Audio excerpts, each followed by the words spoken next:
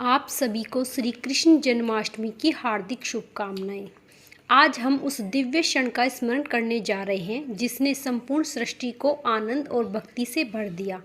भाद्रपद मास के कृष्ण पक्ष की अष्टमी तिथि रोहिणी नक्षत्र का पावन योग और मथुरा के कारागार में अंधकार के बीच प्रकट हुआ एक नन्हा सा तेजस्वी बालक भगवान श्री कृष्ण, जो केवल यशोदानंद के लाल ही नहीं बल्कि समस्त जगत के पालनहार, धर्म के रक्षक और प्रेम के स्वरूप हैं। आज की कथा में हम जानेंगे कैसे अधर्म का अंत और धर्म की पुनर्स्थापना के लिए स्वयं भगवान विष्णु ने 8वें अवतार के रूप में जन्म लिया।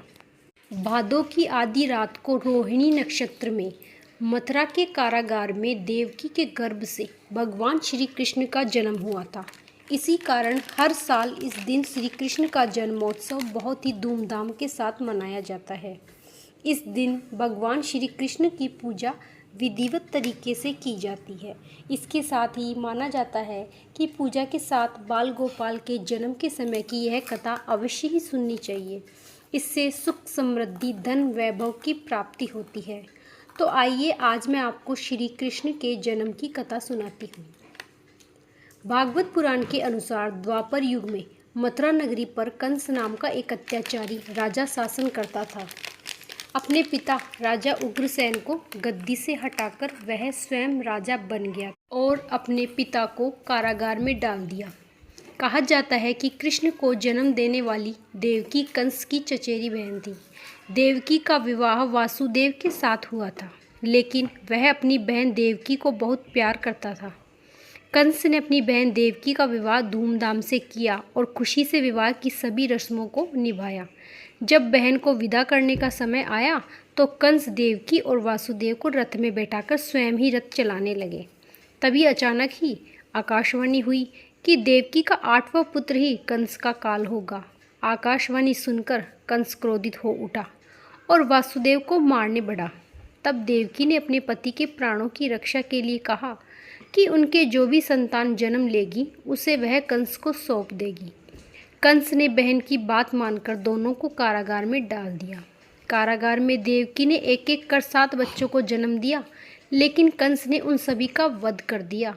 आकाशवाणी के अनुसार माता देवकी की 8वीं संतान के रूप में स्वयं भगवान विष्णु कृष्ण अवतार के रूप में पृथ्वी पर जन्मे थे। उसी समय माता यशोदा ने एक पुत्री को जन्म दिया था।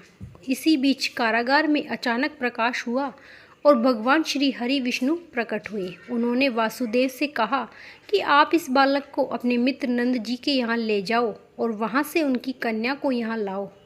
भगवान विष्णु के आदेश से वासुदेव भगवान कृष्ण को सूप में अपने सिर पर रखकर नंद जी के घर की ओर चल दिए।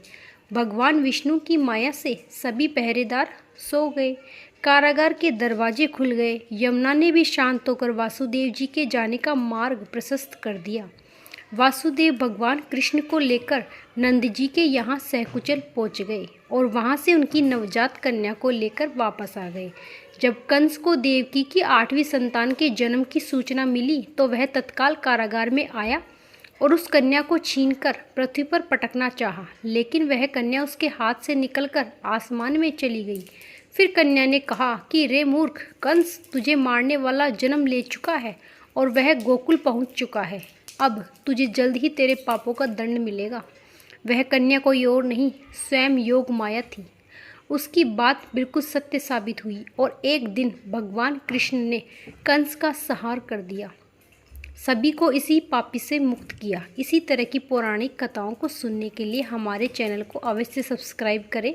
अगर कहानी आपको अच्छी लगी हो तो चैनल को लाइक, सब्सक्राइब, कमेंट में हर हर महादेव जरूर लिखिएगा। राधे राधे। और आप सभी को मेरी तरफ से जन्माष्टमी की बहुत शुभकामनाएं।